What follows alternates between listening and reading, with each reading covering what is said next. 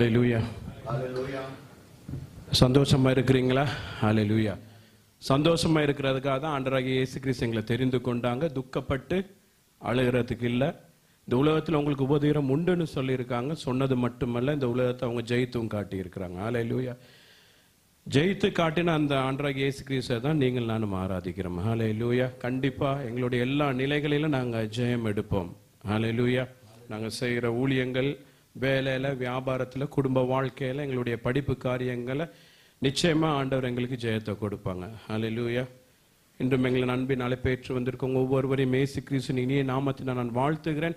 தேவன் தாமே உங்களை ஆசீர்வதிப்பாராக. ஹல்லேலூயா.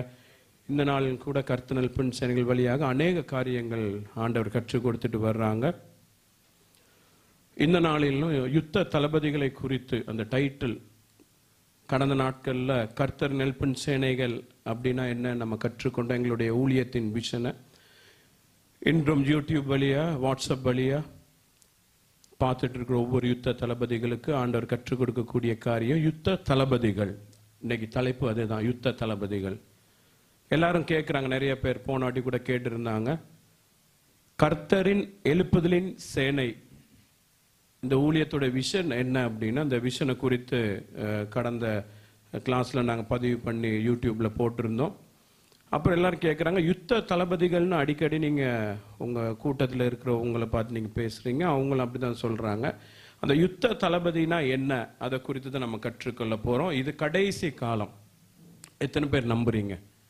இன்னும் கொஞ்ச காலத்தில் இயேசு கிறிஸ்துவின் ரகசிய வருகை இந்த பூமியில் சம்பவிக்கும். ஹல்லேலூயா. வான்மண்டலத்தில் உள்ள பொல்லாத சேனைகளோடு யுத்தம் உண்டுன்னு ஆண்டவர் சொல்லி இருக்கிறாங்க. வான்மண்டலத்தில் உள்ள பொல்லாத சேனைகளோடு யுத்தம் உண்டு. அந்த யுத்தத்தை செய்யறதுக்காக என் ஆண்டவராகிய இயேசு கிறிஸ்து யுத்த தளபதிகள் எழுப்பி வருகிறாங்க. அதுதான் யுத்த தளபதிகள்னு டைட்டில் கொடுத்தது. இது கடைசி கால ஊழியத்துக்காக ஆண்டவர் ஒரு உண்மையான ஒரு கொஞ்ச கூட்டத்தை தேடி வந்திருக்கிறாங்க. அந்த கொஞ்ச கூட்டத்தை ஆண்டவர் எங்களுக்கு அறிமுகம் படுத்தி கொடுப்பாங்க. அவங்கள கர்த்தருக்குள்ள வைராக்கியமா எழுப்புறதுதான் எங்களுடைய வேலை. தொடர்ந்து கற்றுக்கொள்ள போறோம். யோவேல் 3வது அதிகாரம், முடிஞ்சவங்க நோட் பண்ணிக்கோங்க. வீடியோ வழியா பார்க்குற ஒவ்வொரு தம்பி தங்கைகள் முடிஞ்சா நீங்க நோட் பண்ணிக்கோங்க. யோவேல் 3வது அதிகாரம் 9-10 வசனங்கள், அதை வாசிக்க நம்ம கேட்போம். இதை புறஜாதிகளுக்குள்ளே கூறுங்கள், யுத்தத்துக்கு ஆயத்தம் பண்ணுங்கள், யுத்தத்துக்கு ஆயத்தம் பண்ணுங்கள், பராக்கிரமசாலிகளை எழுப்புங்கள், பராக்கிரமசாலிகளை எழுப்புங்கள், யுத்த வீரர் எல்லாரும் சேர்ந்து ஏறிவட கடவார்கள், சேர்ந்து ஏறிவர கடவார்கள். உங்கள் மண்வெட்டிகளை பட்டயங்களாகவும் உங்கள் அரிவாள்களை ஈட்டிகளாகவும் அடியுங்கள், பலவீனனும் தன்னை பலவான் என்று சொல்வானாக. ஹல்லேலூயா. ஆண்டவர் இந்த கடைசி காலத்துக்காக யுத்த வீரர்களை ஆண்டவர் ஆயத்தப்படுத்த சொல்றாங்க. நீங்க நிறைய இடங்களை பார்த்துருப்பீங்க. இந்த வீடியோ வழியா பார்க்குற ஒவ்வொரு யுத்த தளபதிகளுக்கு நாங்கள் சொல்றோம். அநேக கிறிஸ்தவ சகோதர சகோதரி நீங்க இந்த வீடியோ வழியா பார்த்துட்டு இருக்கீங்க, இந்த சத்தத்தை கேட்டுட்டு இருக்கீங்க. இது கடைசி காலத்துக்காக ஆண்டவர் யுத்த வீரர்களை உருவாக்க தான் இந்த கர்த்தரல் பின் சேனைகளை ஆண்டவர் உருவாக்குனாங்க. இது விசுவாசிகளுக்கு உண்டான கூட்டம் அல்ல. விசுவாசிகளுக்கு நிறைய ஜப கூட்டங்கள் இருக்கு, தேவாலயங்கள் இருக்கு, நடத்துறாங்க. இது யுத்தம் செய்யக்கூடிய கூட்டம். அதாவது சீசர்களுக்கும் எங்களுக்கு தான் ஆண்டவர் தொடர்பு கொடுப்பாங்களே ஒழிய விசுவாசிகளுக்கு எங்களுக்கு ஆண்டவர் ஒரு நாளும் தொடர்பு கொடுக்கிறது அல்ல. நீங்க இங்க இருக்கிற உங்களா இருக்கலாம், வீடியோ வழியா பார்க்குற ஒவ்வொருவரும், நீங்க ஒவ்வொருவரும் யுத்த தளபதி. ஆண்டவர் அதனாலதான் ஆண்டவர் எங்களையும் உங்களையும் பேச வைத்து இருக்கிறாங்க. அதனாலதான் ஆண்டவர் சொல்றாங்க, இந்த கடைசி காலத்துக்காக ஒரு உண்மையான ஒரு கொஞ்சம் கூட்டம் ஆண்டவருக்கு தேவை. தேடி வந்திருக்கிறாங்க. அதுல எங்களுடைய பெயர்கள் எழுதப்பட்டிருக்கு. அப்ப எங்களுடைய ஃபைட் யார் கூட இருக்குன்னா, 1 பேதுரு 5வது அதிகாரம் 8வது வசனத்தை நம்ம திருப்பிக்கலாம். தெளிந்த புத்தியுள்ளவர்களாய் இருங்கள், தெளிந்த புத்தியுள்ளவங்களாய் இருங்க, விழித்திருங்க, ஏனெனில் உங்கள் எதிராளியாகிய பிசாசானவன் கர்ஜிக்கிற சிங்கம் போல் எவனை விழுங்கலாமோ என்று வகை தேடி சுற்றி திரிகிறான். அப்போ இந்த கர்த்தரல் பின் சேனையில் இருக்கக்கூடிய ஒவ்வொரு யுத்த தளபதிகளுக்கும் மனுஷர்களுக்கும் சண்டை கிடையாது. நம்ம போயிட்டு நம்ம தெரிஞ்சவங்க மனுஷர்களோட நம்ம சண்டை போடுறதுக்காக அல்ல. எங்களுக்கும் பிசாசுக்கும் நேரடி ஃபைட் இருக்கு. ஹல்லேலூயா. கல்வாரி சிலுவையில இயேசு கிறிஸ்து அந்த நேரடி ஃபைட்டை தான் நம்மளுக்காக அவங்க செய்து காட்டினாங்க. முதல்ல அவங்க ஒரு யுத்த தளபதியாய் இருந்து கல்வாரி சிலுவையில பிசாசுடைய தலையை அவங்க எங்களுக்கு நசுக்கி காட்டினாங்க. அதோட அவருடைய அடிசுவடுகளை தான் நாங்க பின்பற்றி வந்துட்டு இருக்கோம். 2 தீமோத்தேயு 2வது அதிகாரம் 3வது வசனத்துல ஆண்டவர் என்ன எழுதி இருக்காங்கன்னா, கிறிஸ்துவின் நல்ல போர் சேவகர்கள் தான் நாங்க. ஹல்லேலூயா. நீங்க நம்புறீங்களா? நீங்க ஏதோ தானன்னு பிறக்கல. இந்த வீடியோ வழியா பார்க்கிற ஒவ்வொரு யுத்த தளபதிகளும் சரி, இங்க நேர்ல இருக்கிற ஒவ்வொரு யுத்த தளபதிகளும் ஏதோ நம்ம ஒரு அம்மா அப்பாவுக்கு பிறந்தோம், ஏதோ ஒரு குடும்பத்துல வந்தோம், ஏதோ ஒரு ஜெப கூட்டத்திற்கு போனோம், ஏதோ ஒரு ஐக்கியத்துல இருந்தோம், ஏதோ ஒரு தேவாலயத்துக்கு போனோம். அப்படி அல்ல. நீங்க ஒவ்வொருவரும் இந்த பூமிக்கு வரும்போது ஒரு பிளானோட தான் ஆண்டவர் அனுப்பி இருக்கிறாங்க. உங்க ஒவ்வொருவரையும் குறித்து ஆண்டவருக்கு பெரிய பிளான் இருக்கு. பிளான் இல்லாம யாரும் இந்த இடத்துக்கு வர முடியாது. அடிக்கடி நாங்க சொல்லுவோம், எங்க ஊழியத்துல நாங்க காணிக்க வாங்குறது இல்ல, இலவசமாய் பெற்றதை இலவசமாய் கொடுன்னு ஆண்டவர் மத்தேயு எழுதின சுவிசேஷம் 10வது அதிகாரத்துல 8வது வசனத்துல சொல்லி இருக்கிறாங்க. ஆண்டவர் எங்களுக்கு ஆசீர்வாதமான வியாபாரங்கள் கொடுத்திருக்காங்க. எங்களுக்கு இருக்கிற சொத்துக்களை வைத்து நாங்க இந்த ஊழியத்தை, ஆண்டவர் கொடுத்த சொத்துக்களை வைத்து இந்த ஊழியத்தை நாங்க செய்யறோம். இங்க எந்த காணிக்கையும் நாங்க வாங்குறது இல்ல. ஏன் ஆண்டவர் அப்படிப்பட்ட ஒரு நிலையில எங்களை செய்ய வைக்கிறாங்கன்னா, அப்பதான் சத்தியம் சத்தியமாய் அறிவிக்கப்படும். நாங்க எந்த எதிர்பார்ப்பையும் பார்த்து வரலையே. பிசாசுக்கு எங்களுக்கு நேரடி ஃபைட் இருக்கு. அதுக்காக ஆண்டவர் எங்களை தெரிந்து கொண்டாங்க.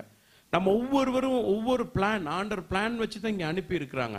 நம்ம நினைக்கலாம் நம்ம ஒரு சின்ன ஆளா இருக்கலாம் என் குடும்பத்துல, இல்லைன்னா நான் படிக்கல, பணம் இல்லை, ஏதோ ஒண்ணு ஒரு குறைபாடுகளோடு நம்ம இருக்கலாம். அப்படி அல்ல. ஆண்டவர் உங்களை நிறைவா தான் படைச்சு அனுப்பி இருக்கிறாங்க. நீங்க வேணா கண்ணாடி முன்னால போய் நின்று பார்த்துக்கிட்டு சொல்லலாம், என்கிட்ட எதுவுமே இல்லையே, எந்த பலனுமே இல்லை அப்படின்னு. ஆனா ஆண்டவர் அவருடைய பலத்தினால் நிரப்பி தான் இந்த பூமிக்கு அனுப்பி இருக்கிறார். ஹல்லேலூயா. நான் என்ன சொல்றேன்னா, உங்க ஒவ்வொரு பின்னால ஒரு பெரிய திரள் கூட்டம் காத்துட்டு இருக்கு. ஹல்லேலூயா.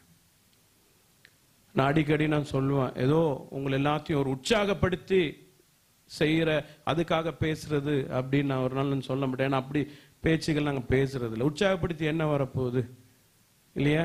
வருவீங்க போவீங்க, அவ்வளவுதான். இது அப்படி அல்ல. என் தேவ ஆவியானவர் எனக்குள்ள இருந்து உணர்த்துற காரியங்கள் மட்டுமே நான் பேசுவேன்.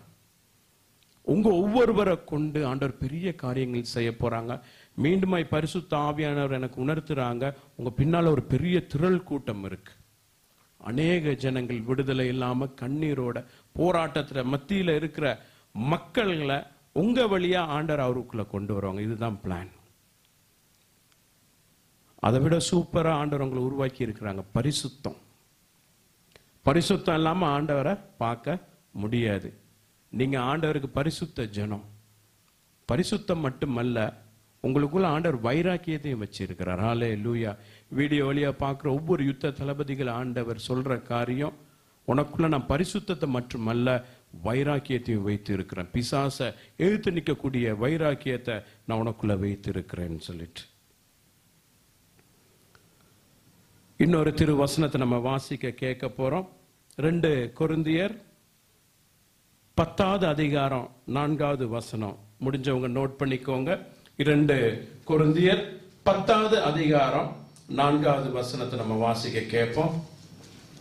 எங்களுடைய போராயுதங்கள் மாம்சத்துக்கு ஏற்றவைகளாய் இராமல் அரண்களை நிர்மூலமாக்குகிறதற்கு தேவ பலம் உள்ளவைகளாய் இருக்கிறது. ஹல்லேலூயா.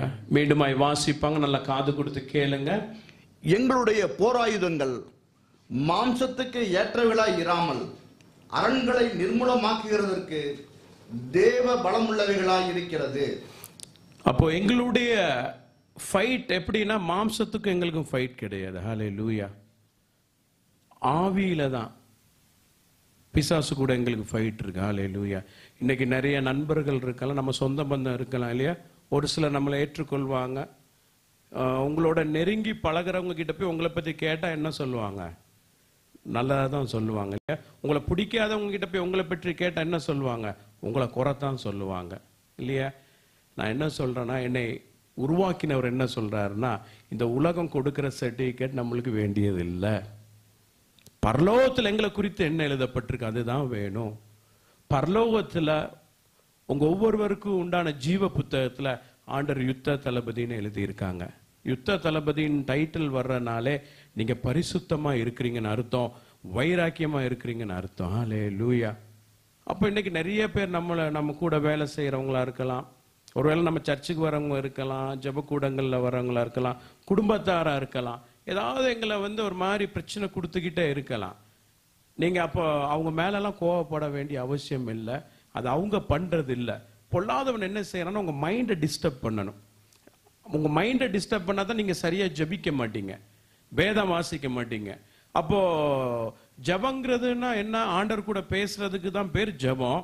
வேத வாசிப்புனா ஆண்டவர் நம்ம கூட பேசுவாங்க. அப்ப இது ரெண்டையும் தடை பண்ணணும். அதுக்காக தான் அந்த பிரச்சனை இந்த பிரச்சனை. நல்லா 2 ஃப்ரெண்ட்ஸ் பழகிட்டு இருப்பாங்க, திடீர்னு அவங்களுக்குள்ள பிரச்சனை பிரிஞ்சிருவாங்க. காரணம் என்னன்னா, பிசாசுக்கு தெரியும். உங்க ஒவ்வொருவர் பின்னால பெரும் கூட்டம் இருக்கிறது பிசாசுக்கு தெரியும். உங்களுக்கு தெரியுதோ இல்லையோ, ஆனா பிசாசுக்கு தெரியும் உங்க பின்னால நிறைய ஜனங்கள் காத்துட்டு இருக்காங்க உங்களுக்காக. ஹல்லேலூயா. உங்க ஒவ்வொருவரையும் உங்க பகுதியில் எடுத்து ஆண்டவர் பயன்படுத்த போறாங்க.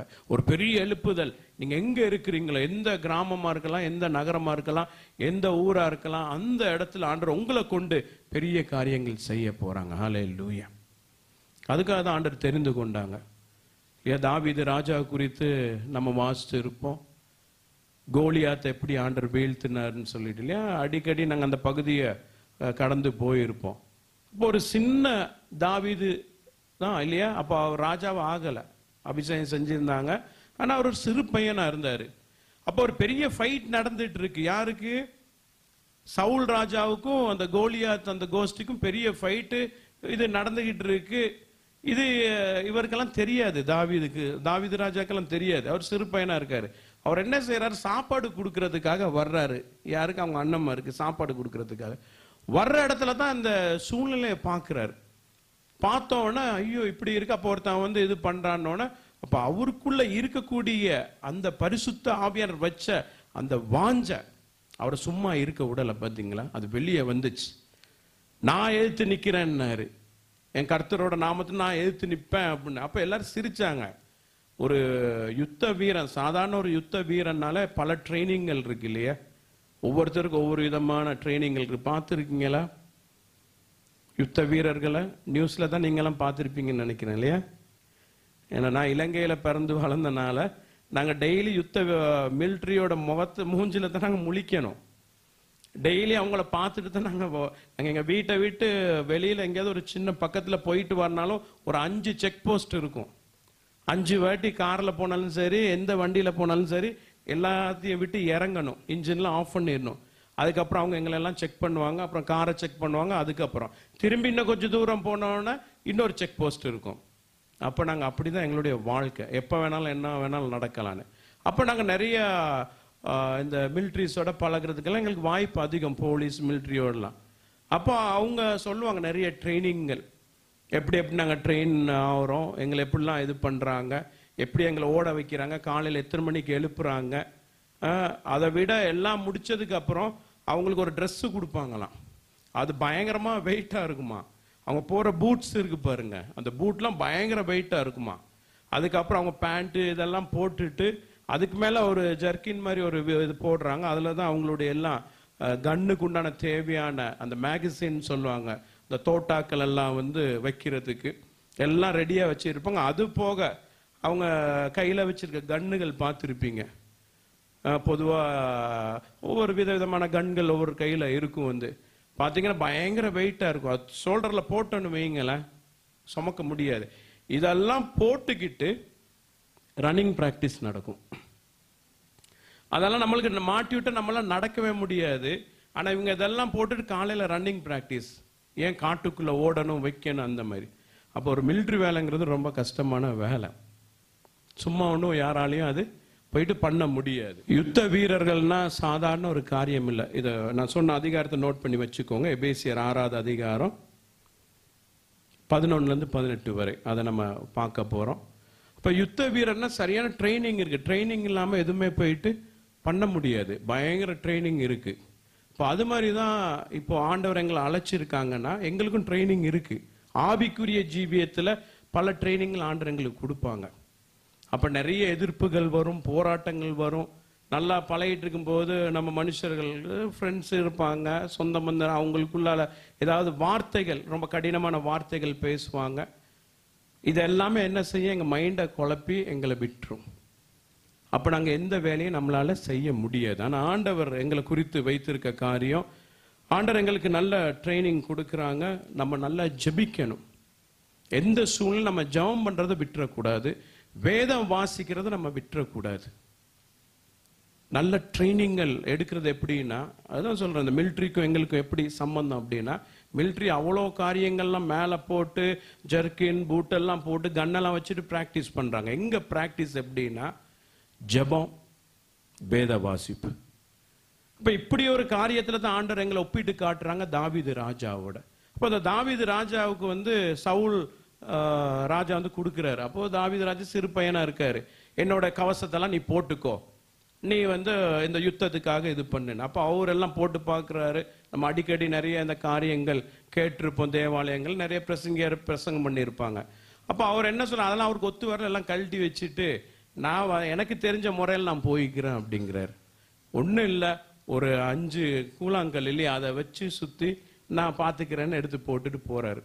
அவ்வளோ பெரிய கோலியாத்.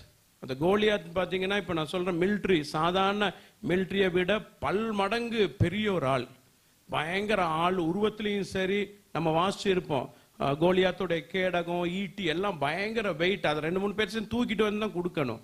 அப்படி நல்லா ட்ரைனிங்ல இருக்கக்கூடிய ஒரு கோலியாத்தோட தான் தாவீது ராஜா போயிட்டு சண்டை போட்டாங்க. என்ன எப்படி சண்டை போட்டாங்க? ஆண்டவர் அவர் கூட இருந்தனால ஒரு சின்ன கல்லை வச்சு அந்த கோலியாத்தை வீழ்த்தினாங்க. ஏன் இதெல்லாம் பைபிள்ல எழுதி இருக்கு? இதெல்லாம் சும்மா ஒரு ஸ்டோரி, ஏதோ இதெல்லாம் சாத்தியமா அப்படின்னு இல்ல. கோலியாத் இன்னைக்கு எதை குறிக்கப்படுதுன்னா, அவ்வளோ பெரிய பிரச்சனைகளை குறிக்கப்படுது. இன்னைக்கு எங்க வாழ்க்கையில எங்களை சூழ்ந்து இருக்கிற பிரச்சனைகள் கோலியாத்த மாதிரி, முன்னாலையும் போக முடியல, பின்னாலையும் போக முடியல, வலது பக்கம் போக முடியல, இடது பக்கம் போக முடியல, எல்லாம் 4 பக்கத்துலயும் நம்ம சூழ்ந்து, நம்ம பிரச்சனை சூழ்ந்து இருக்கு நம்ம நினைக்கலாம் கோலியாத் போல. ஆனா ஆண்டவர் ஒரு சின்ன தாவீதை வச்சு வீழ்த்த காரணம் என்ன தெரியுமா? விசுவாசம். ஒரு சின்ன ஒரு விசுவாசம் எவ்வளவு பெரிய வேலையை செஞ்சுச்சு பாத்தீங்களா? அவர் நம்பினார் என்ன, என் ஜீவனுள்ள தேவன் இந்த கோலியாத்தை என் கைகளில் ஒப்பு கொடுப்பார். ஹல்லேலூயா. அந்த விசுவாசம். ஏன் அவரு சின்ன பையனா இருக்கும் போதே ஆண்டவர் கூட அவர் நடக்க ஆரம்பிச்சிட்டாரு. ஏன் இந்த கோலியாத்தை சந்திக்கிறதுக்கு முன்னால, இந்த பிரச்சனையை சந்திக்கிறதுக்கு முன்னால காட்டுல அவர் பெரிய பிரச்சனைகள்லாம் சந்திச்சிட்டார். ஆடுகளை மேய்ச்சிட்டு போகும்போது ஏற்கனவே அவர் காட்டுல இருக்கக்கூடிய காரியங்கள் நம்ம வாசிச்சிருப்போம் இல்லையா? அந்த விலங்கோட சண்டை போட்டு அந்த விலங்கை வந்து அவர் கொண்டுட்டாரு. அது நிறைய பேருக்கு தெரியாது. அவர் வெளியில வந்து சொன்னதுக்கு அப்புறம் கூட யார் நம்பல. அவர் ஆல்ரெடி ட்ரைனிங் ஆண்டவர் கொடுத்து தான் வச்சிருக்காங்க.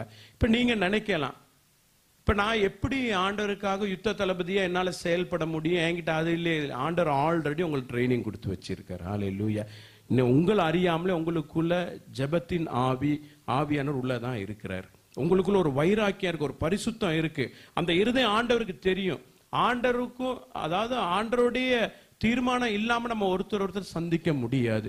இந்த கர்த்தர் சேனைகள் ஊழியங்கள்ல வந்து சேர்றதும் ஆண்டவருடைய சித்தம் இல்லாம யாரும் சேர முடியாது. நான் என்ன சொல்றேன், விசுவாசிகளுக்கு எங்களுக்கு ஆண்டவர் தொடர்பு கொடுக்க மாட்டாங்க. இது யுத்த சேர கூட்டம், ஆண்டவருக்காக பெரிய ஏதாவது ஒண்ணு செய்யணும். அதான் அன்னைக்கு தாவீது ராஜா என்ன நடந்தாலும் பரவாயில்ல, நான் கோலியாத்தை வீழ்த்தன்னு முடிவெடுத்தார். காரணம் அவர் ஆண்டவர் மேல வச்சிருந்த அன்பு, பற்று. அது நம்மளுக்கு தேவை. ஹல்லேலூயா. அதே மாதிரி ஆண்டவர் எங்களுக்கு ட்ரைனிங் கொடுக்குறாங்க. நான் அடிக்கடி சொல்லுவேன், நான் எந்த பைபிள் காலேஜிலும் போய் படிச்சது அல்ல. என்னைய உருவாக்கினவர் தான் என்னை தகுதிப்படுத்தினார். அதுக்காக நான் பைபிள் காலேஜில் போய் படிக்க வேணாம் நான் யாரையும் பார்த்து சொல்றது அல்ல. என் பரிசுத்த ஆவியானவர் தான் எனக்கு டீச்சர். எல்லா காரியங்களும் எனக்கு தரிசனங்கள் வழியா காட்டுவார், கோடிட்டு காட்டுவார். தகுதியே இல்லாத என்ன தகுதிப்படுத்தினதை ஆண்டவராகிய இயேசு கிறிஸ்து. ஹல்லேலூயா. இல்லாட்டி வேற எந்த தகுதியும், உங்க முன்னால வந்து பேசுறதுக்கு எந்த தகுதி எனக்கு இல்லை. ஒரு பெரிய வீட்டில் பிறந்தோம், பணக்கார குடும்பத்தில் பிறந்தோம், அவ்வளோதான் தகுதி, வேற எதுவும் இல்லை. பணம் இருந்துச்சு, அவ்வளோதான். ஆனா இன்னைக்கு உங்க மத்தியில கொண்டு வந்து ஆண்டவர் வச்சிருக்காங்கன்னா அவருடைய இரத்தத்தினால் என்னை தகுதிப்படுத்தி இருக்கிறார். ஹல்லேலூயா. அதே தகுதி தான் உங்க ஒவ்வொருவர் மேல ஆண்டவர் வச்சிருக்காங்க. அதே ரத்தத்தினால தான் உங்க ஒவ்வொருவரையும் ஆண்டவர் தகுதிப்படுத்தி இருக்கிறாங்க. நீங்க சாதாரண ஜனம் அல்ல. முதல்ல நீங்க உங்களை நம்பணும். நீங்க சாதாரண ஜனங்கள் அல்ல. வீடியோ வழியா பார்க்கிற ஒவ்வொரு தம்பி தங்கைகள் சகோதர சகோதரன் நான் சொல்ற காரியம், நீங்க சாதாரண ஜனங்கள் அல்ல. தேவ ஆவியானவர் உங்க மேல ஒரு பெரிய தீர்மானம் வச்சிருக்கிறாங்க. உங்களை ஆல்ரெடி ட்ரெயின் பண்ணிட்டே தான் ஆண்டவர் வந்து இருக்கிறாங்க. இப்ப நீங்க யுத்தத்துக்கு ரெடி. இனிமே போயிட்டு நீங்க ட்ரெயின் ஆகணும் இல்ல, ஆண்டவர் உங்களை ட்ரெயின் பண்ணிட்டாங்க. பலவித அனுபவங்கள், ஆவிக்குரிய அனுபவங்கள் ஆண்டவர் உங்களுக்கு கொடுத்து வைத்து இருக்கிறாங்க. நம்ம வாசிக்க கேட்போம். எபேசியர் 6வது அதிகாரம் 11-18 வரைக்கும் நம்ம நோட் பண்ண வசனங்களை நம்ம வாசிக்க கேட்க போறோம். ஆண்டவர் எப்படிப்பட்ட காரியங்கள் யுத்த தளபதிகளுக்கு ஏற்படுத்தி வைத்திருக்காங்கன்னு. நீங்கள் பிசாசின் தந்திரங்களோடு எதிர்க்க நிற்க திராணி உள்ளவர்களாய் இருக்கும்படி தேவனுடைய சர்வாயுத வர்க்கத்தையும் தரித்துக் கொள்ளுங்கள். ஏனெனில் மாம்சத்தோடும் இரத்தத்தோடும் மட்டுமல்ல, துரைத்தனங்களோடும் அதிகாரங்களோடும் இப்பிரபஞ்சத்தின் அந்தகார லோகாதிபதிகளோடும் வானம் மண்டலங்களில் உள்ள பொல்லாத ஆவிகளின் சேனைகளோடும் நமக்கு போராட்டம் உண்டு. இப்போ ஆண்டவர் முதல் கட்டமா சொல்றாங்க, நல்லா நீங்க மைண்ட்ல வச்சுக்கணும், உங்க மைண்ட்ல பதிய வச்சுக்கணும், உங்க இருதயத்துல பதிய வச்சுக்கணும். எங்களுக்கும் பிசாசுக்கும் நேரடி ஃபைட் இருக்கு. அதனால பயப்படாதீங்க. பிசாசுக்கு எங்களுக்குமா ஐயோ மனுஷர்களோட நம்ம வந்து சண்டை போட முடியல இல்லையா. ஒரு ஊழியத்துக்கு இப்படிதான் போயிருந்தேன். ஒரு வீட்டுக்கு போயிருந்த நேரம் ஒரு பிரதர் சிஸ்டரை சந்திக்க தான் நான் போயிருந்தேன். அப்போ போனோன்னா அவர் வந்து வாங்க பிரதர் பிரைஸ் லார்ட்னு வீட்டில் உட்கார வச்சாரு. அப்புறம் அவங்க ஒய்ஃப் வந்தாங்க, சிஸ்டர் வந்தாங்க, வந்து பிரைஸ் லார்ட் பிரதர் அப்படின்னு. அப்போது அவங்க என்ன பண்ணாங்கன்னா, இருங்க பிரதர் ஏதாவது குடிங்க, நான் எந்த வீட்டுக்கு போனாலும் எதுவும் குடிக்க மாட்டேன். இல்லை சிஸ்டர் வேண்டாம் எதுவுமே நான் குடிக்கிறது இல்லை அப்படின்னோடனே, இல்லை என்ன. அப்போ அவங்க அந்த பிரதர், அம்மா நீ போய் எதாவது எடுத்துகிட்டு வாம்மா அப்படின்னாரு. அப்புறம் உள்ளே போயிட்டு வந்தோடனே அவங்க போயிட்டாங்க கிச்சனுக்கு. போனோன்னு இந்த பிரதர் என்கிட்ட சொல்கிறார் வந்து, பிரதர் நான் கேட்குறேன் எப்படி இருக்கீங்க, உங்கள் ஜெப ஜீவியங்கள்லாம் எப்படி இருக்குன்னு. அதெல்லாம் நல்லா இருக்கு முதல்ல இந்த பேய்க்காக ஜெபம் பண்ணுங்க பிரதர் அப்படின்னாரு. நானும் வீட்டை அப்படி சுற்றி பார்க்குறேன், பேயா நம்மளுக்கு தெரியாமல் இங்கெங்கடா வந்து நிற்கிதுன்னு பார்க்குறேன். எங்கே பிரதர்னு, என் பொண்டாட்டியை தான் சொல்கிறேன் அப்படின்னு. எனக்கு என்ன சொல்கிறேன்னே தெரியலை. ஒரு புது வித அனுபவம். ரொம்ப நாள் முன்னால் நான் சொல்கிறேன், பல வருஷத்துக்கு முன்னால் ஊழியத்தில் இருக்க அனுபவத்தை சொல்கிறேன். அப்படி ஸ்டன் ஆகி நிற்கிறேன், என்ன சொல்கிறேன்னு எனக்கு தெரியலை. அப்போ தான் அன்பாக பேசி அனுப்புனார் மனைவியை. அப்புறம் சிஸ்டர் வர்றாங்க. வந்தோடனே, அம்மா பிரதருக்கு எதுவும் கொடுக்கலையாம்மா, அவர் அப்படித்தாம்மா சொல்ல, நீ எதாவது எடுத்துருப்பாவி இப்போ தான் பேயினாரு அம்மா அம்மானு உருகிறாரு அப்படின்னு சொல்லிட்டுன்னு. அங்கிட்டு பொண்ணு திரும்பி அவர் சொல்கிறார், இப்போதான் தான் சொல்கிறேன், இப்போ எல்லாம் நடிப்பு, உங்கள் முன்னுக்கு ஸ்தோத்திரம் அதெல்லாம் நடிப்பு, இது ஒரு பேய், என்னையும் ஜெபம் பண்ண விடுறதில்ல அப்படின்னு சொல்லிட்டு. அப்படியா அப்படின்னு சொல்லிட்டு சரி அப்படின்னு. அப்புறம் பேசிட்டு இருக்கும்போது அதே மாதிரி அந்த பிரதர் கொஞ்சம் எலும்பி வெளியில போனார். யாரோ பெல் அடிக்கிறாங்க அப்படின்னு. அந்த சிஸ்டர் வந்து தண்ணி சரி குடிங்க அப்படின்னு அவங்க அந்த சகோதரி கொண்டு வராங்க. இப்போ இல்லை சிஸ்டர் தண்ணி கூட நான் வச்சிருக்கேன், இல்லை அப்படின்னு சொல்லிட்டு நல்லா ஜெபிங்க அந்த பேய்க்காக அப்படின்னு. உண்மையதான் நான் சொல்றேன், வேத வாசிக்கிறதுல போய் சொல்ல முடியாது இல்லையா. அந்த பேய்க்காக ஜெபிங்க, நான் தேடுறேன் எங்க பேய் இருக்கு அப்படின்னு. அந்த ஆள் தான் அப்படின்னு அவங்க புருஷனை சொல்றாங்க. இன்னைக்கு இப்படித்தான் நிலவரம் இருக்கு. வெளியெல்லாம் போய் சொன்னாலே எங்களுக்கு அசிங்கமா தான் இருக்கு. குடும்பத்திலே புருஷன் பஞ்சாது, கிறிஸ்தவ வீட்டிலே ஒருத்தர் பேய் பேய்ன்னு சொல்லிக்கிறாங்க. ஏன்? கருத்து வேறுபாடு. சபைக்கு தான் போறாங்க, மூலிகை ஞானஸ்தானம் வாங்கி இருக்கிறாங்க, எல்லாமே செஞ்சிருக்காங்க, போட்டோலாம் வீட்டில் இருக்கு. ஆனா அவங்களுக்கு பாருங்க இருதயத்துல வந்து சரியான ரட்சிக்கப்படலை. அப்போ சரியான ரட்சிப்பு அவங்களுக்குள்ள வரல. இல்லாட்டி அவங்க அப்படி பேசுவாங்களா பாருங்க. அப்போ என் நிலைமை எப்படி இருக்கும்? நான் யாருக்கு என்ன பதில சொல்றது? இவங்களுக்காக பேசணும்னா அவங்களுக்காக பேசணும். ரெண்டு பேரும் பேய் பேய்ங்கிறாங்க. அப்பதான் நான் கண்ண மூடி, ஆண்டவரே பேசாம நான் பைபிள் காலேஜுக்கே போயிருக்கலாம் போல தெரியுது. இது கடும் பயங்கரமான ட்ரைனிங்கா இருக்கு எனக்கு வந்து. அங்க சரி யாராவது கிளாஸ் எடுப்பாங்க, உட்காந்து படிச்சுட்டு வந்திருக்கலாம். ஆனா நீங்க கொடுக்குற கிளாஸ் எல்லாம் பயங்கரமா இருக்கு அப்படின்னோடனே ஒரு பக்கம் சிரிப்பு, ஒரு பக்கம் வேதனை. அப்ப நான் ஜெபிக்கிறேன், ஆண்டவரே என்ன காரணம்? வீட்டுக்கு வந்ததுக்கு அப்புறம் ஏன் ஜனங்கள் இப்படிலாம் பேசுறாங்க ஏன் அப்படின்னு கேட்கும்போது பரிசுத்த ஆவியானவர் காட்டுறாங்க. இது ஒரு வேடிக்கையா இருந்தாலுமே இது உண்மையான சம்பவம். ஏன் பரிசுத்த ஆவியானவர் சொல்றாங்க, பிசாசு தான் இதுக்கெல்லாம் காரணம். வான்மண்டலத்தில் உள்ள பொல்லாத சேனைகளோட யுத்தம் உண்டுன்னு சொல்லியிருக்கேன். எப்படி இப்படித்தான் யுத்தம்? லூசிபர் தனியா வரல, ஒரு பெரும் கூட்டத்தோட கூட தள்ளப்பட்டு கீழே வந்திருக்கான் அப்படின்னு. அவன் விழுந்து போன தூதன் நிறைய கூட்டத்தோட வந்திருக்கிறான். எந்த குடும்பத்தை கெடுக்கலாம், கர்ஜிக்கிற சிங்கம் போல இருக்கிற நம்ம வாசிக்க கேட்டோம். எந்த குடும்பத்தை கெடுக்கலாம், எந்த ஊழியத்தை கெடுக்கலாம், எந்த வியாபாரத்தை தொழிலை கெடுக்கலாம், எப்படியாவது குடும்பங்கள பிரச்சனை, போட்டி, பொறாம, வியாதியை கொண்டு வரணும், அந்த தந்திரத்தோட இருக்கிறான். அப்ப நீ எப்படி யுத்தம் செய்யன்னு அவனுக்கு சொல்லி தரேன். எப்படி யுத்தம்னா தியானிப்பு தான். அதிகமா தியானிக்க ஆரம்பிப்பேன். ஆரம்ப நாட்கள்ல காலையில 2:30 மணிக்கு ஆண்டவனை எழுப்பி விடுவாங்க. குளிச்சுட்டு உட்காருவேன். 3 மணிலேருந்து 6 மணி வரைக்கும் வேதம் தியானிப்பேன். அப்போ நான் கண்ணை மூடி இருக்கும்போது எனக்கு ஆண்டவர் காட்டுவாங்க. ஸ்க்ரீன் மாதிரி எனக்கு ஓப்பன் ஆகும். இன்னைக்கு யார் வருவா, அவங்களுக்கு என்ன சொல்லணும் அப்படின்னு உட்காந்து எழுதிக்கிட்டே இருப்பேன். படிக்கிற வேதம் தியானிக்கும் போது ஆண்டவர் ஒவ்வொரு காரியங்களை கோடிட்டு காட்டுவாங்க. அதெல்லாம் நான் எழுதிக்கிட்டே வருவேன். இப்படிதான் ஆண்டவர் என்னை ட்ரெயின் பண்ணாங்க. யார் வருவா, என்ன சொல்லணும் முன்கூட்டியே ஆண்டவர் காட்டியிருப்பாங்க. ஆச்சரியமா இருக்கும். விடிஞ்சதுக்கு அப்புறம் தேவாலயத்துக்கு போயிட்டு வந்து என் வீட்டில் இருப்பேன். ஊழியங்களுக்காக போக ஆரம்பிக்கும் போது அந்த நபர்கள்லாம் வருவாங்க. இப்படிதான் ஆண்டவர் நடத்துனாங்க. இன்னைக்கு அநேகர், இது ஆரம்ப நாட்கள் நான் சொல்லும் போது யாரும் நம்பல. அதுக்கப்புறம் ஆண்டவர் எடுத்து பயன்படுத்த, நிறைய நோய்களை சுகமாக்க, தீயாவிகளை ஓட்ட. ஒரு காலத்துல எனக்கு தேடி வரதே பேயை ஓட்டுறதுக்காக தான். எங்க யாருக்கு வீட்டுல பேய் பிடிச்சதாலும் முதல்ல என்னைய தான் தேடி வருவாங்க. அப்புறம் பார்த்தோன்னே எனக்கே பரிதாப நிலையாயிட்டு. என்னைய பார்த்தோன்னே என்ன என்னைய பேய்கள் தீயாவிய விரட்டுற ஊழியக்காரன்னு ஆக்கிட்டாங்க. ஆண்டவரை உங்களை குறிச்சு சொல்லலாம்னு பார்த்தா வர்ற கேஸ் எல்லாம் பேயா இருக்கு. அது சாதாரணமா அவர் சொன்னார் பாருங்க, புருஷன் பொண்டாட்டி, அந்த பேய் இல்ல. அவர் வார்த்தையால சொல்றாரு, ஒவ்வொன்று பேய் பிடிச்சு ஆடும் பாருங்க. அது விழுந்து போன தூதன் சாத்தான்னு கிளாஸ் யூடியூப்ல போட்டிருக்கோம், எடுத்து பாருங்க. அது ஒன்றும் பெரிய விஷயம் இல்லை. ஆண்டவர் எல்லாத்தையும் ஓட்டுறதுக்கு கிருபை பாராட்டுவாங்க. அப்போ அந்த மாதிரி ஆடும், பேசுறது, வைக்கிற, அது இதெல்லாமே பைபிள் எப்படி சொல்லப்பட்டிருக்கு அதே மாதிரி. அப்ப இதுல எல்லாம் ஆண்டவர் ட்ரைனிங் கொடுக்கும் போது அப்ப நான் நினைக்கிறேன், ஆண்டவரே இப்படிதான் என் ஊழியம் இருக்குமான்னு. அப்ப ஆண்டவர் சொன்னாங்க, இதெல்லாம் உனக்கு ட்ரைனிங். அப்புறம் நிறைய வியாதிஸ்தர்களை சுகமாக்க ஆரம்பிச்சாங்க. அப்புறம் அப்படி அதுல இருந்து ஆண்டவர் எடுத்து நிறைய டீச்சிங்கள் கொடுக்க ஆரம்பிச்சாங்க. பைபிள் காலேஜுக்கே போகாத நான் எப்படி இந்த காரியங்களை பிரசங்கம் பண்றேன், எனக்குள்ள எப்படி, அதாவது நிறைய பேர் கேள்வி கேட்பாங்க, ஆண்டவர் ஆண்டவர் சொல்லிட்டாரு அப்படி நிறைய ஊழியக்காரவங்க சொல்லுவாங்க, நீங்க கேட்டிருப்பீங்க, கர்த்தர் சொல்லிட்டாருங்க அப்படின்னு. ஆரம்பத்தில் எனக்கு தோணும், கர்த்தர் சொல்லிட்டாரா, எப்படி பக்கத்துல இருந்து சொன்னாரா, சத்தம் கேட்டுச்சா, கர்த்தர் பேசிட்டாரு சொல்லிட்டாரு நிறைய ஊழியக்காரவங்க சொல்லுவாங்க, நீங்களும் கேட்டிருப்பீங்க. அப்ப எனக்குள்ள கேள்வி எழும்பும், எப்படி கர்த்தர் பக்கத்துல இருந்து சொல்லுவாரா ஆண்டவர், இல்லைன்னா இவருக்கு சத்தம் கேட்டுச்சா? நான் கேட்பேன் அந்த ஊழியக்காரவங்க கிட்ட, எப்படி சொல்றீங்க, சொன்னாரா, சத்தம் கேட்டுச்சா அப்படின்னு. அதெல்லாம் கர்த்தர் சொல்லிட்டாரு. இல்ல அதைத்தான் கேட்கிறேன், எப்படி, அதான் கர்த்தர் சொல்லிட்டாரு, கடைசி வரைக்கும் கர்த்தர் சொல்லிட்டாரு, கர்த்தர் சொல்லிட்டாரு. எப்படி ஐயா பேசினாரு உங்க கூட அப்படின்னோடனே கர்த்தர் சொல்லிட்டாரு.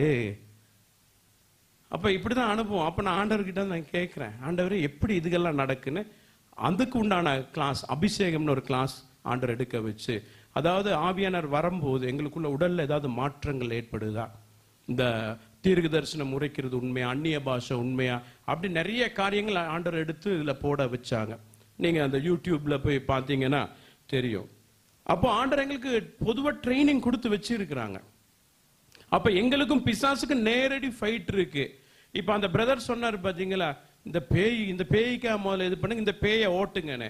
அந்த சிஸ்டர் நல்லா தான் இருக்காங்க, அவங்கள போய் கூப்பிட்டு வாங்க கையை தலையில வச்சு பேய் ஓட்டுறேன்னு செஞ்சா சரியா இருக்குமா? அவங்களுக்குள்ள பேய் கிடையாது, அவங்களுக்குள்ள இருக்கக்கூடிய அந்த எண்ணத்தை அவர் அப்படி சொல்றாரு. அதே மாதிரி அவருக்குள்ள பேய் இருக்கா? இல்ல, அந்த சிஸ்டர் என்ன சொல்றாங்க, அந்த எண்ணத்தை சொல்றாங்க. ஏன் இவர் பிடிக்காத வேலைகளை செய்யறாரு, அவங்களுக்கு பிடிக்காத செய்யறாரு, இவர் இவங்களுக்கு பிடிக்காது. அந்த மாதிரி அந்த எண்ணங்களை தான் நம்ம பிசாசு தான் கொண்டு வந்து அந்த இருதயத்தில் வைக்கிறோம். அந்த எண்ணங்களை முறியடிக்கணும். எப்படி முறியடிக்க முடியும்? நீங்க ஜெபத்தினால தான் முறியடிக்க முடியும், வேத தியானத்தினால் மட்டுமே. சும்மா இருக்கனால முறியடிக்க முடியும். அப்போ பிசாசுக்கு எங்களுக்கு நேரடி ஃபைட் இருக்கு. தொடர்ந்து வாசிக்க கேட்போம். ஆகையால் தீங்கு நாளிலே அவைகளை நீங்கள் எதிர்க்கவும், சகலத்தையும் செய்து முடித்தவர்களாய் நிற்கவும், திராணி உள்ளவர்களாய் இருக்கும்படிக்கு தேவனுடைய சர்வாயுத வர்க்கத்தையும் எடுத்துக் கொள்ளுங்கள். சத்தியம் என்னும் கச்சையை உங்கள் அறையில் கட்டினவர்களாயும், நீதி எனும் மார்க்கவசத்தை தரித்தவர்களாயும், சமாதானத்தின் சுவிசேஷத்திற்குரிய ஆயுத்தம் என்னும் பாதரட்சையை காலில் தொடுத்தவர்களாயும், பொல்லாங்கன் எய்யும் அக்னியாஸ்திரங்களை எல்லாம் அவிழ்த்து போடத்தக்கதாய், எல்லாவற்றிற்கும் மேலாக விசுவாசம் என்னும் கேடகத்தை பிடித்துக் கொண்டவர்களாயும் நில்லுங்கள். இரட்சணியம் என்னும் தலைச்சீராவையும் வேத வசனமாகிய ஆவியின் பட்டயத்தையும் எடுத்துக் கொள்ளுங்கள். எந்த சமயத்திலும் சகலவிதமான வேண்டுதலோடும் விண்ணப்பத்தோடும் ஆவியினாலே ஜெபம் பண்ணி, அதன் பொருட்டு மிகுந்த மன உறுதியோடும் சகல பரிசுத்தவான்களுக்காகவும் பண்ணும் வேண்டுதலோடும் விழித்துக் கொண்டிருங்கள். ஹல்லேலூயா. இப்போ அதில் ஒரு ஆண்டவர் ஒரு லிஸ்ட் கொடுத்துருக்காங்க இல்லையா? அந்த லிஸ்ட் நம்ம வாசிக்கும் போது என்ன வருது? ஃபர்ஸ்ட் அரைக்கச்சைன்னு வருது இல்லையா? எத்தனை பேருக்கு தெரியும் அரைக்கச்சைன்னா என்னன்னு? தெரியுமா? தெரியாது. சரி, தமிழ் பைபிள் தானே கையில் வச்சிருக்கீங்க. நான் தமிழில் தான் பேசுகிறேன். வேற லாங்குவேஜ் எழுதியிருக்கா? இங்கிலீஷ் இல்லை, தமிழில் தானே இருக்கு. தமிழில் தானே, தமிழ் வேர்ட் தானே அது இல்லையா?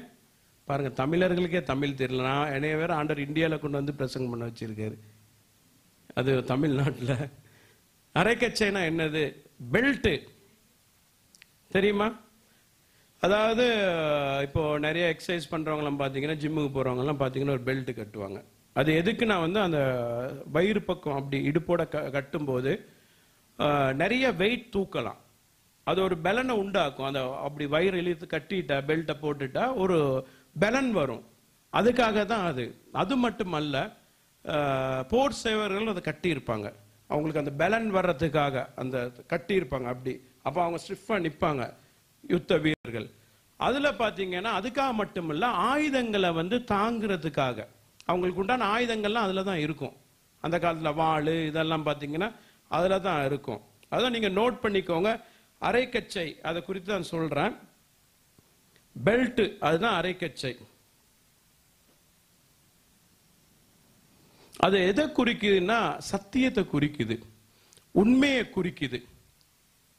அரைக்கச்சை அதுதான் நம்ம வாசிக்க கேட்டோம். வந்து மார்க்கவசம் முதல்ல வந்து போர் சேவன் தேவையானது ஒரு பெல்ட், அதுல ஆயுதங்கள் பலன் வரும், அதுல தான் எல்லாமே ஆயுதங்களை தொங்க வைக்கிறது.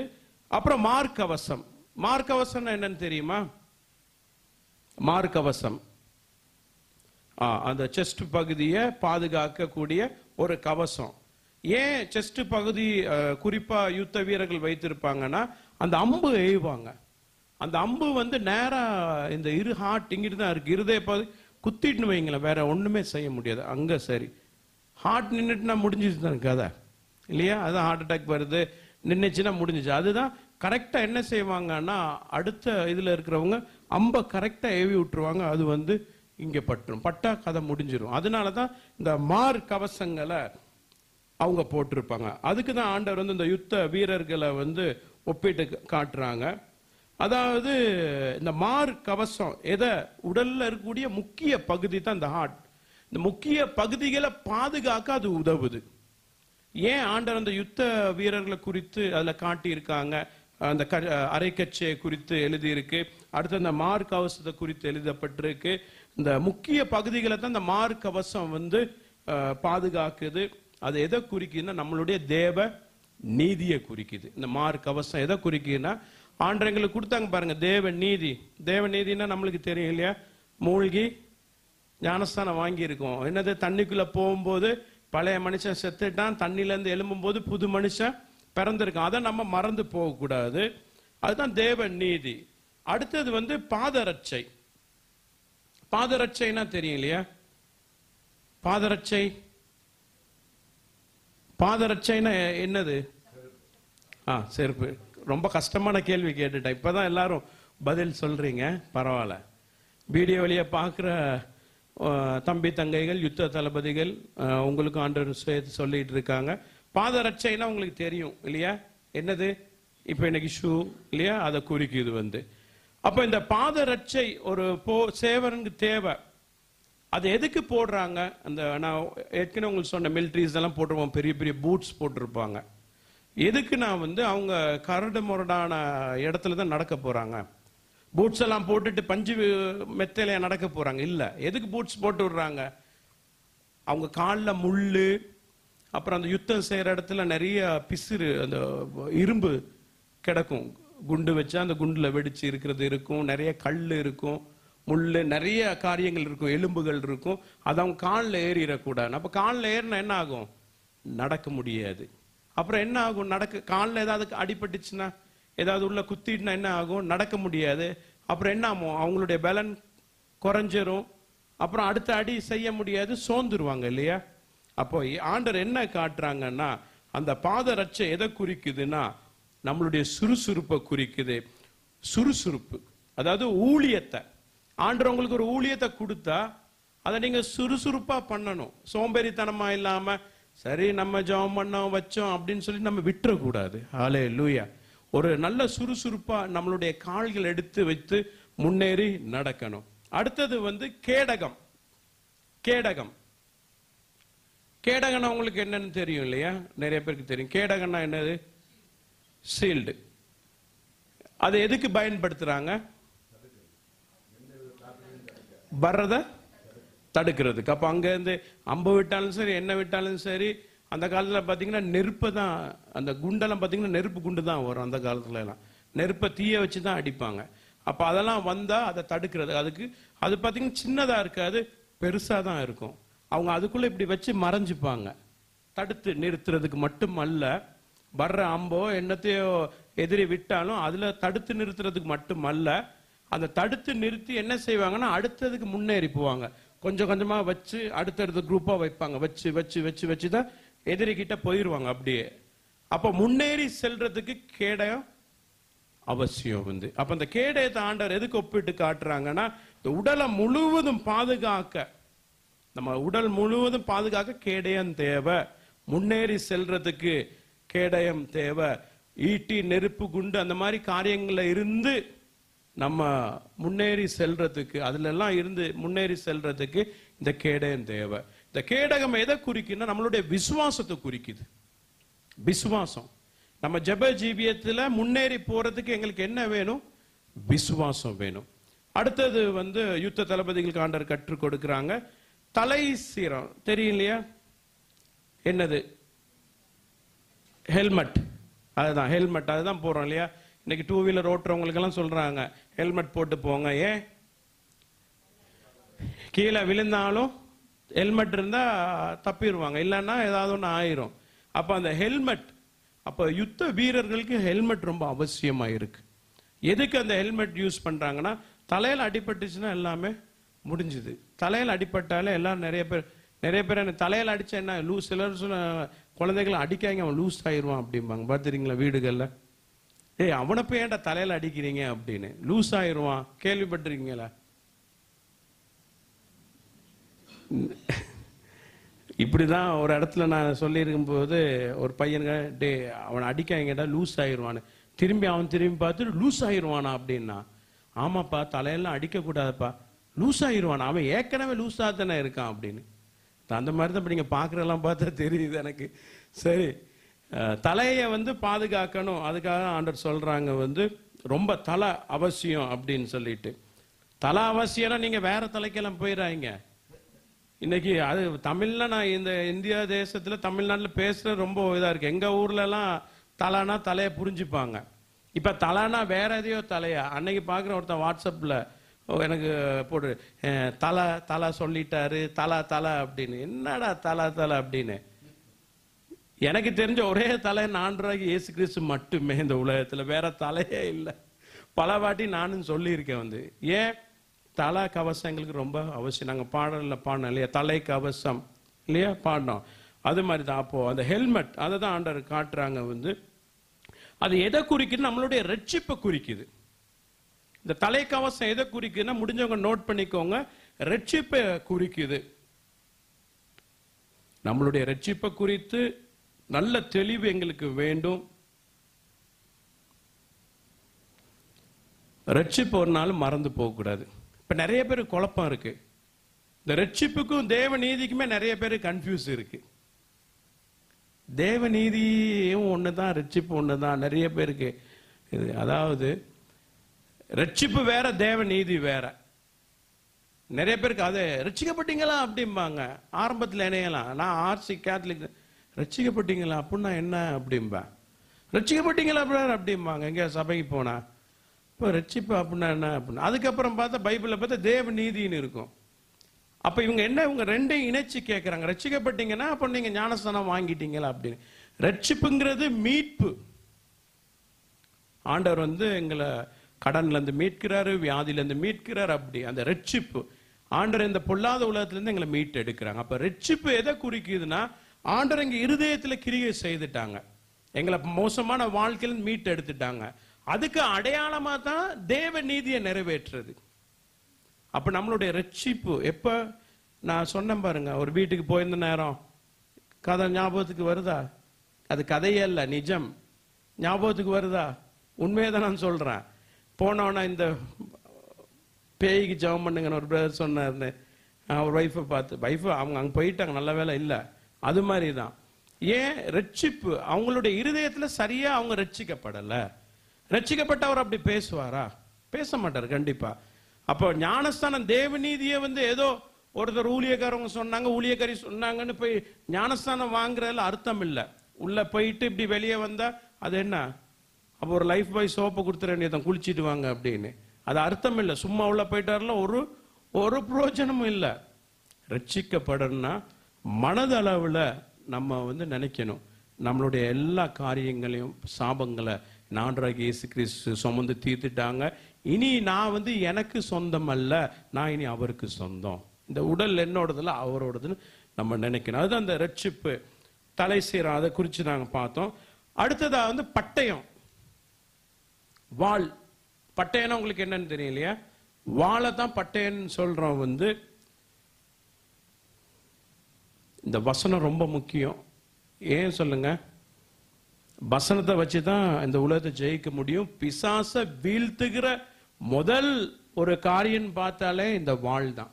இப்ப தலையில ஹெல்மெட் போட்டாச்சு, பெல்ட் கட்டியாச்சு, இப்போ பூட்ஸ் போட்டாச்சு, ஆயுதங்கள் இப்போ இங்கே வச்சாச்சு, அதுக்கு முன்னால மார்க்கவசம் போட்டாச்சு, இப்போ எல்லாம் ரெடி. இப்போ கேடங்க எல்லாமே ரெடி. இப்போ இதை மட்டுமே வச்சுட்டு நீங்க என்ன பண்ண முடியும்?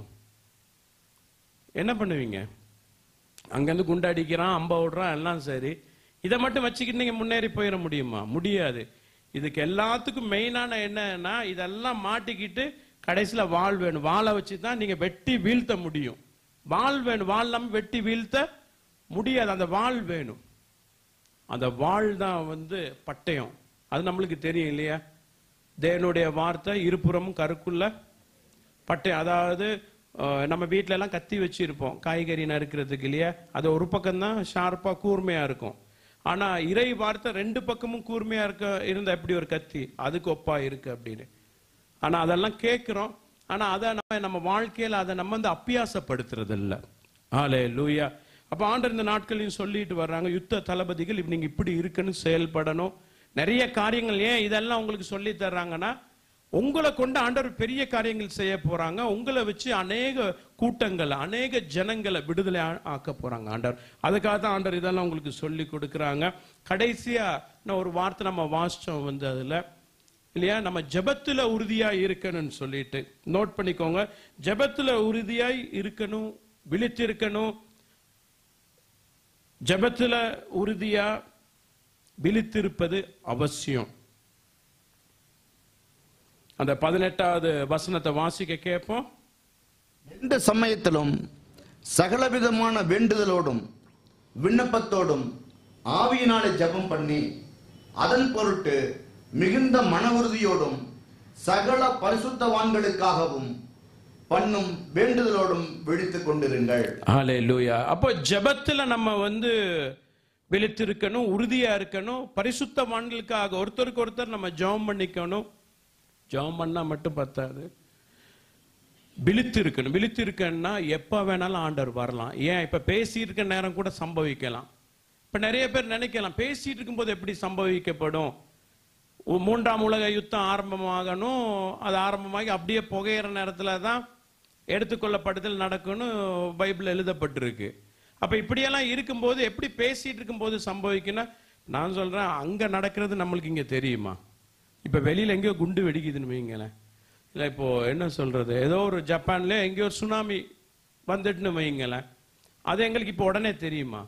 தெரியாது. நம்ம வெளியில போனா தான் தெரியும், நியூஸ்ல எல்லாம் வந்து காட்டுவாங்க இல்லையா, அங்க அந்த மாதிரி பிரச்சனை நடந்திருக்கு. அதே மாதிரி தான் 3ஆம் உலக யுத்தம் வேற ஒரு இடத்துல ஆரம்பமாகும், அதுக்கப்புறம் தான் தெரியும், பரவி வரும், கடுமையா நடக்கும். நம்ம நினைச்சிட்டு இருப்போம் வெளியே பெரிய ஒரு செகண்ட்ல ஒருத்தன் குண்டை போட்டான்னு வைங்க, மறு கண்ட்ரி அடிப்பான், ஒரு 5-10 மினிட்ஸ்ல எல்லாமே முடிஞ்சு போயிடும். அப்படி நான் வெளியே நடந்துட்டு இருக்கும், எங்களுக்கு தெரியாத நேரத்தில் கூட நம்ம ஆண்டவரை பத்தி பேசிட்டு இருக்கும் போது எடுத்துக்கொள்ளப்படலாம். ஹல்லேலூயா. அதை நம்ம வந்து அதுக்காக நம்ம காத்து இருக்கணும், விழித்து இருக்கணும். பிலிப்பியர் 4வது அதிகாரம் 13வது வசனத்தை வாசிக்க கேட்போம். பிலிப்பியர் 4வது அதிகாரம் 13வது வசனத்தை வாசிக்க கேட்போம். என்னை பலப்படுத்துகிற கிறிஸ்துவினாலே எல்லாவற்றையும் செய்ய எனக்கு பலன் உண்டு. என்னை பலப்படுத்துகிற கிறிஸ்துவினாலே எல்லாவற்றையும் செய்ய எனக்கு பலன் உண்டு. இது நான் அடிக்கடி சொல்ற வார்த்தை. ஊழியத்தை நிமிர்த்தம் நிறைய டிராவல் பண்ணியிருப்போம், டயர்டா இருப்போம், அடுத்தடுத்து தூக்கம் இருக்காது. அப்ப அந்த மாதிரி நேரங்கள்ல இந்த வார்த்தையை நான் சொல்லும் போது எனக்குள்ள ஒரு பலன் உண்டாகும். நான் அடிக்கடி சொல்லுவேன், என்னை பலப்படுத்துகிற கிறிஸ்துவினாலே எல்லாவற்றையும் செய்ய எனக்கு பலன் உண்டு அப்படின்னு நான் அறிக்கை செய்யும் போது எனக்குள்ள ஒரு தேவ பலன் வந்து என்னை நிரப்பும். அடுத்தது யோவான் எழுதின சுவிசேஷம் 14வது அதிகாரம் 12வது வசனம். சீக்கிரமா சொல்லி முடிக்க போற. யோவான் எழுதின சுவிசேஷம் 14வது அதிகாரம் 12வது வசனத்தை நம்ம வாசிக்க கேட்போம்.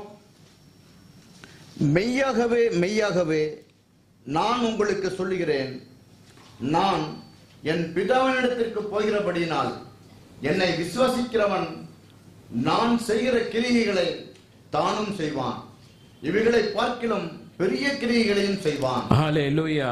இந்த நாள்ல ஆண்டவர் உங்களை குறித்து சொல்ற காரியம், நீங்க ஆண்டவரை ஏற்றுக்கொண்டு வந்திருக்கீங்க, உங்களை கொண்டு ஆண்டவர் பெரிய காரியங்கள் செய்வாங்க. அது மட்டுமல்ல, ஆண்டவரே வாக்கு கொடுத்திருக்காங்க, அவரை விசுவாசிக்கிற இந்த யுத்த தளபதிகள் ஆண்டவர் செஞ்ச காரியத்தை நீங்க செய்வீங்க, அதை விட பெரிய காரியங்களையும் செய்வீங்கன்னு ஆண்டவர் வாக்கு கொடுத்திருக்கிறாங்க. அவர் பொய் சொல்வாரா? பொய் சொல்லவே மாட்டாரு. அவர் பரிசுத்தவான், பொய் சொல்ல மாட்டாரு. பொய் சொல்ல அவர் மனுஷனும் அல்ல. ஒரு விஷயத்த சொல்லிட்டு இது மனுஷன் வேணா கை விட்டுருவான், எல்லாம் தர்றம்பா, அப்புறம் கிட்ட போனோன்னு ஐயோ இப்பதானே கொடுத்துட்டேன் அப்படிம்பான். ஆனா இவர் மனசு மாற மாட்டார். மனுஷனுக்கு மனசு மாறும், ஆனா ஆண்டர் அப்படி இல்லை. சொன்னா சொன்னதுதான். அப்ப ஆண்டர் இந்த நாட்டில் சொல்லியிருக்காங்க, என் பிள்ளைங்க நான் செய்த காரியத்தையும் செய்வாங்க, அதை விட பெரிய காரியத்தையும் செய்வாங்கன்னு. ஆரம்ப நாட்கள் ஆண்டர் என்னைய குறித்து சொல்லும்போது நானா மகா பாவி, நான் எனக்கும் கிறிஸ்தவ குடும்பத்துல பிறந்திருந்தனே வழிய கிறிஸ்தவ வாழ்க்கையில வாழல. என் லைனை வேற, கிளப்பு, டிஸ்கோ, ரவுடிசம்னு எங்கேயோ போயிட்டு இருந்தேன். ஆண்டர் என்னைய இழுத்து வச்சு இங்க சொல்லும் போது அப்ப நான் யோசிக்கிறேன், இதெல்லாம் என்னால எப்படி ஆண்டவரை பண்ண முடியும் அப்படின்னு. ஆனா அந்த விசுவாசத்தை ஆண்டவர் கொடுத்து கூடவே இருந்து நடத்தி காட்டினாங்க. இன்னைக்கு அது நடந்துட்டு இருக்கு. யுத்த தளபதிகள் ஆண்டவர் இதுக்காக தெரிந்து கொண்டாங்க. சொன்னது போலவே ஆண்டவருடைய காரியங்கள் நம்ம ஏற்றுக்கொண்டு நடக்கும்போது ஆண்டவர் செய்த காரியத்தை விட பெரிய காரியங்களை யுத்த தளபதிகள் செய்வாங்க. ஹல்லேலூயா. ஆமென் போட்டுக்கோங்க. அப்பா, இந்த நல்ல நாளுக்காய் ஸ்தோத்திரம்.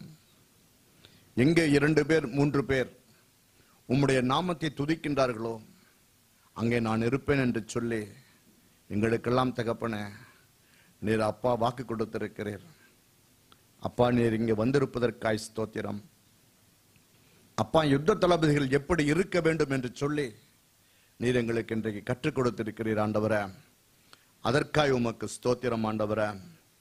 தகப்பனே, யுத்த தளபதிகள் வாயில் கர்த்தரை உயர்த்தும் துதியும் அவர்கள் கையில் இருபுறமும் கருக்குள்ள பட்டயமும் இருக்கும் என்று சொல்லி இந்த வாக்கு கொடுத்திருக்கிறீர் ஆண்டவரே. இந்த வாக்குக்காய் உமக்கு நன்றி செலுத்துகிறோம் தகப்பனே. அப்பா, நாங்கள் உம்மை உம்முடைய நாமத்தை பாட்டினால் துதித்து உம்மை ஸ்தோத்திரத்தினால் மகிமைப்படுத்தும்படியாய் வந்திருக்கிறோம் ஆண்டவரே.